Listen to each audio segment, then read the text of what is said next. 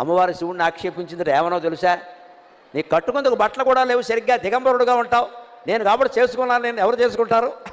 పులితోలు కడతావు, ఏనుగుతోలు కడతావు, ఇంకేం లేవు, రెండే బట్టలు. మరి అంతే కదా, ఎప్పుడు పులితోలు లేదా ఏనుగుతోలు, ఏనుగు చర్మం పులి చర్మం, ఇకపోతే నువ్వు కట్టుకునేందుకు ఏం లేదు ఇక్కడ అందుట.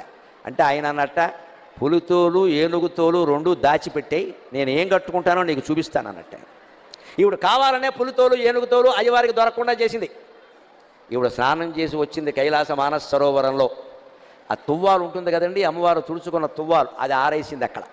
ఆయన వెంటనే దాన్ని ధరించాట వస్త్రంగా. అమ్మవారు స్నానం చేసి తుడుచుకున్న తువ్వాలని శివుడు ధరించాడు. అదేమిటి అంటే, ఇది అచ్చం పులితోలు ఏనుగుతోలు రెండు కలిపినట్టుగా ఉంది అన్నట్టు. ఎందుకని? అమ్మవారు ఒంటి నిండా పసుపు రాసుకుంది కాబట్టి ఆ తువ్వాలకి పసుపు చారలంటాయి. అమ్మవారు కస్తూరి తిలకం దిద్దుకుంది కాబట్టి కాటుక పెట్టుకుంది కాబట్టి నల్లటి చారలు కూడా అంటే, నల్ల చారలు పసుపు చారలు ఉంటే పులితోలే కదా అన్నట్టు. అదండి